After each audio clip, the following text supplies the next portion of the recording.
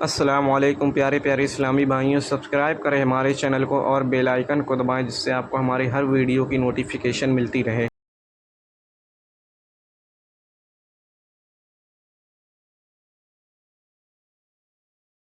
ابو جہل نے پروپیگنڈا پھیلایا کہ آؤ دیکھتے ہیں محمد کی بہت صلی اللہ تعالی علیہ وسلم بہت سارے لوگ قائل ہو گئے، یہ جو کچھ بھی دکھاتے ہیں زمینوں پر دکھاتے ہیں۔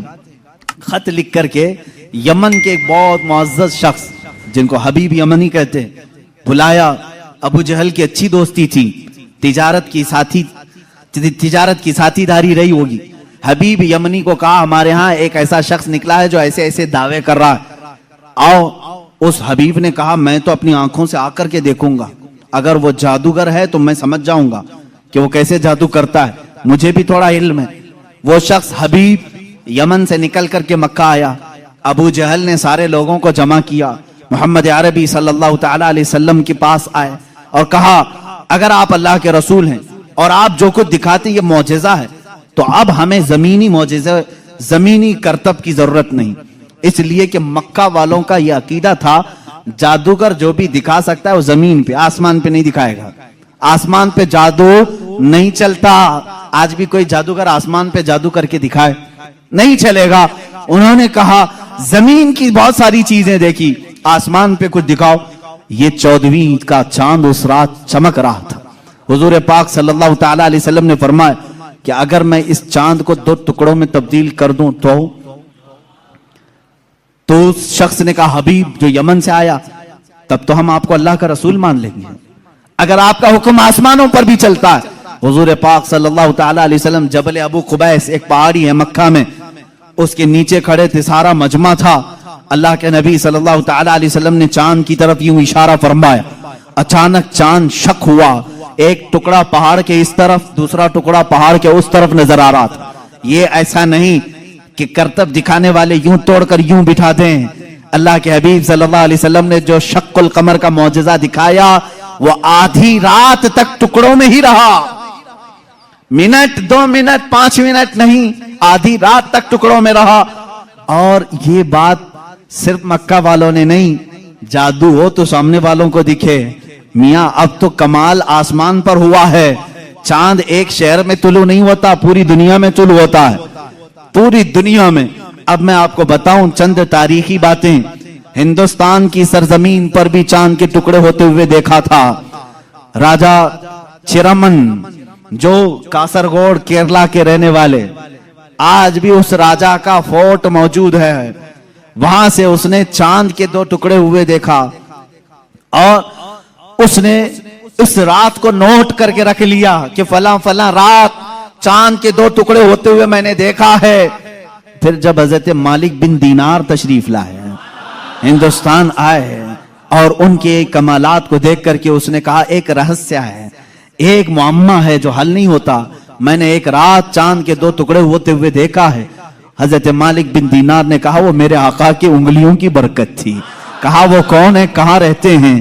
کہا وہ مکہ مکرمہ میں ہیں۔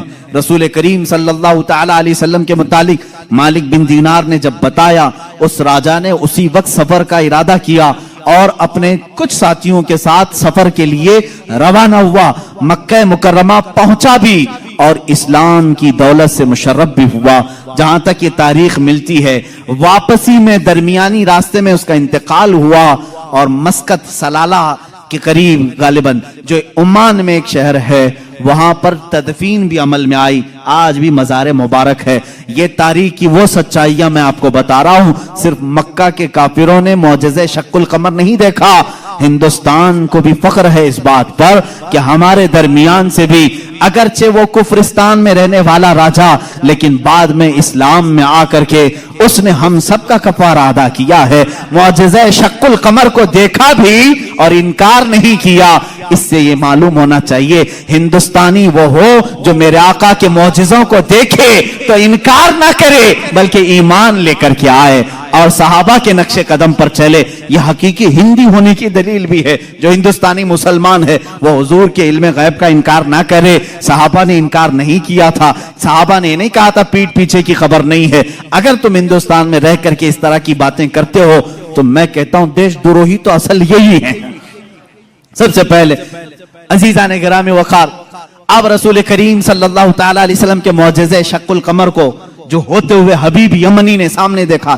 اچھا، اور ایک دوسری تاریخ، چین میں، چائنا میں آج بھی ایک جگہ ہے، ایک مسجد ہے جہاں پر عبارت تحریر لکھی ہوئی ہے. ہمارے پاس اس کی ایک تصویر لائی تھی، اور جن لوگوں نے وہاں وزٹ کیا ہے انہوں نے بھی بتایا کہ وہاں پر تاریخ لکھی ہوئی ہے چائنا میں کہ آج کی وہ رات ہے کہ یہاں کے علاقے والوں نے آسمان پر چاند کے 2 ٹکڑے ہوتے ہوئے دیکھا ہے.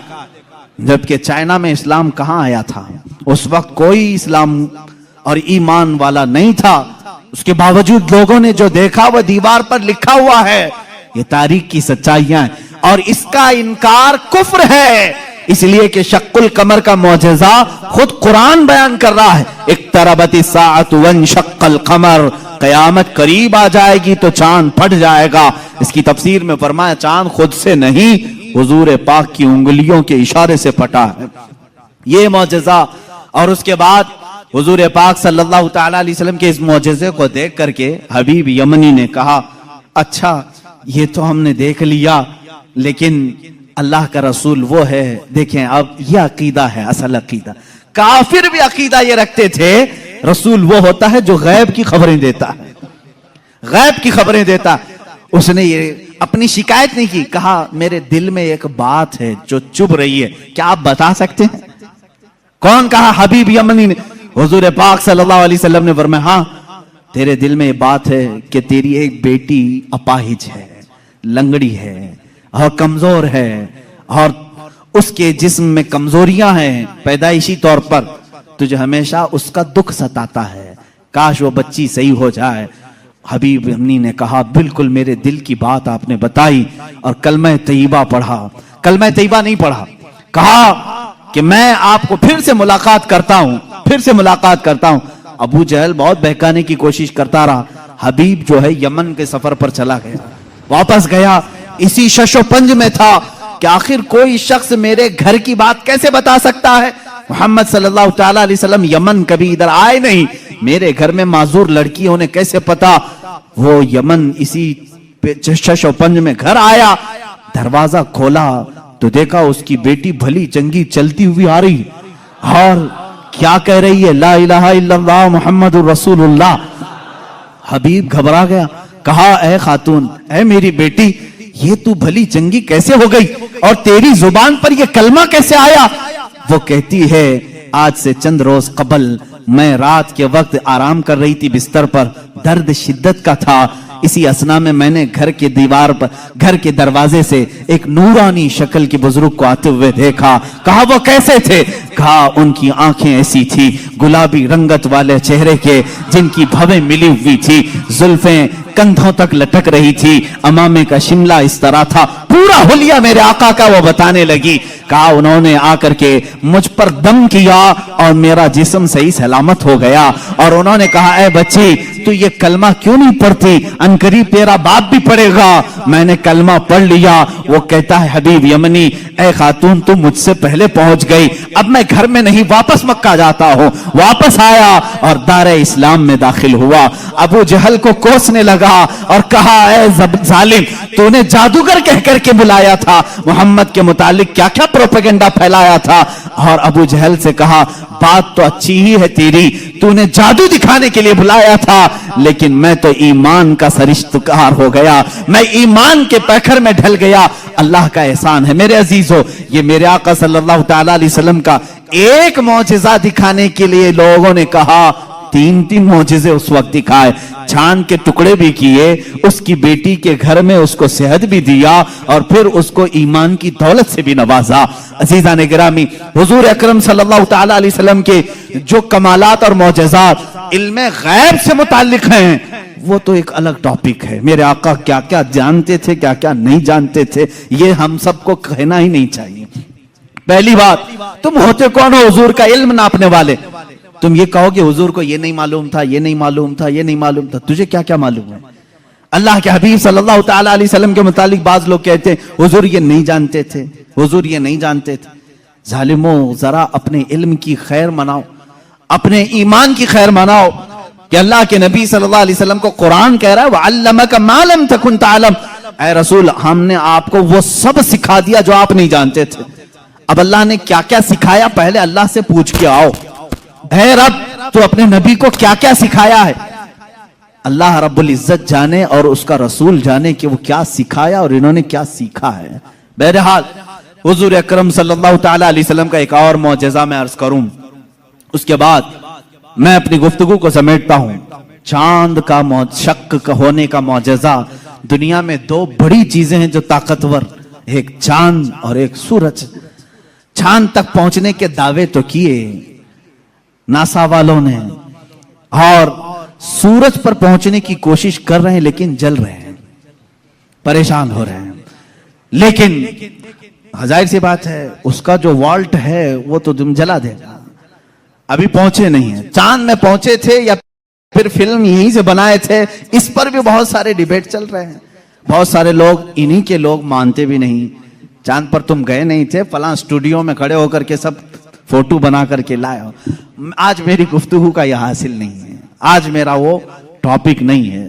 وہ پہنچے تھے کہ نہیں پہنچے تھے اس سے میرے ایمان کا تعلق بھی نہیں. ہاں ہم کو اتنا معلوم ہے کہ میرے آقا صلی اللہ علیہ وسلم مکہ کی زمین پر کھڑے ہو کر کے بھی اشارہ کر دیں تو چاند ٹکڑے ہو جائے. اور سائنسدانوں نے جو تحقیق کی ہے چاند کے متعلق, انگلینڈ کا ایک سائنٹسٹ ہے, اس نے کہا ہے چاند کے متعلق جو ہمارے پاس فوٹیج آئے ہیں بہرحال یا جو کچھ بھی, اس سے ایسا لگتا ہے کہ کسی زمانے میں اس میں دراڑ پڑی تھی, اس میں کبھی دراڑ پڑی تھی, کبھی یہ ٹوٹا تھا. ان کو معلوم نہیں توڑا کس نے تھا. بہرحال وہ بھی میرا ٹاپک نہیں ہے. آج سائنس اور سائنٹسٹ یہ بھی ہمارا ٹاپک نہیں, لیکن جب بات آئے گی انشاءاللہ عرض کریں گے. اب سورج کی طرف چلتے ہیں. بات یہ تھی مولا علی کرم اللہ وجہہ الکریم رسول کریم صلی اللہ تعالی علیہ وسلم کے ساتھ ایک مقام پر آرام فرما رہے تھے جس کو صحبہ کا مقام بتایا گیا. امام جلال الدین سیوطی رحمۃ اللہ تعالی علیہ نے بھی اس حدیث کو نقل فرمایا. فرماتے ہیں حضور پاک صلی اللہ تعالی علیہ وسلم نے عصر کی نماز ادا کی اور حضرت علی کو کہا بیٹھ جاؤ, اور ان کی گود میں اپنا سر مبارک رکھا اور سو رہے. اللہ کے حبیب جب آرام فرماتے صحابہ بہت خاموش ہو جاتے. حضرت علی نے یہ کہا بھی نہیں کہ میری نماز ابھی ہوئی نہیں. اللہ کے نبی آرام فرما رہے تھے, حضرت علی انتظار میں رہ گئے. کیا آپ بیدار ہوں گے تو اٹھوں گا اثر پڑھ لوں گا, لیکن اسی انتظار میں سورج غروب ہو گیا. حضرت علی کو دکھ ہوا کہ میری نماز چھوٹ گئی. لیکن میرے عزیزو, عقیدہ تو مولا علی کا ہے, عقیدہ تو مولا علی کا ہے کہ نماز اللہ کی ہے, فرض ہے. ہم بیدار ہوئے اور اللہ کے نبی صلی اللہ علیہ وسلم کیا نہیں جان رہے تھے حضرت علی کی نماز چھوٹ رہی ہے؟ کیا حضرت علی کی کیفیت کو نہیں دیکھ رہے تھے؟ دیکھا, پوچھا علی غمگین ہو, کہا اثر نہیں پڑی. اللہ کے نبی صلی اللہ علیہ وسلم نے پوری کائنات کو یہ درس دیا ہے اس دن, صرف مولا علی کے لیے نہیں پوری کائنات کے لیے, کہ جو محبت مصطفیٰ میں چیزیں فنا ہوتی ہیں اللہ تبارک و تعالی زندگی میں اسے سورج بھی پلٹا کر کے ادا کر دیتا ہے. حضرت علی رضی اللہ تعالیٰ عنہ کے لیے حضور پاک صلی اللہ علیہ وسلم نے ڈوبے ہوئے سورج کی طرف اشارہ فرمایا اور کہا کہ جہاں تو ڈوبا ہے پلٹ آ. سورج پھر واپس طلوع ہوا. حضرت ام سلمہ رضی اللہ تعالیٰ عنہ حضور کی زوجہ ہیں, فرماتی ہیں ہم نے پہلی مرتبہ سورج کو پچھم سے پھر سے نکلتے ہوئے دیکھا, تھوڑی دیر کے لیے, ایسا نہیں کہ پورا نکلا. عصر کے مقام پر جو پیلا سورج ہوتا ہے وہیں تک آیا. حضرت علی کرم اللہ وجہ الکریم نے نماز ادا کی, سورج پھر واپس پھر غروب ہوا, اتنی ہی دیر کے لیے آیا پھر پلٹ گیا. اسی لیے امام اہل سنت فاضل بریلوی رضی اللہ تعالیٰ عنہ فرماتے ہیں سورج الٹے پاؤں پلٹے چاند اشارے سے ہو چاک. سورج الٹے پاؤں پلٹے چاند اشارے سے ہو چاک. اندھے نجدی دیکھ لے قدرت رسول اللہ کی, اندھے نجدی دیکھ لے قدرت رسول اللہ کی. اشارے سے چاند چیر دیا, چھپے ہوئے خور کو پھیر دیا, گئے ہوئے دن کو عصر کیا. یہ تاب و تواں تمہارے لیے, زمین و زمان تمہارے لیے, مکین و مکان تمہارے رسول کریم صلی اللہ تعالی علیہ وسلم کے معجزات، سورج کا پلٹانا یہ میرے آقا کے عظیم معجزات میں سے ہے، عظیم معجزات میں سے۔ کس کے لیے پلٹایا گیا؟ مولا علی کا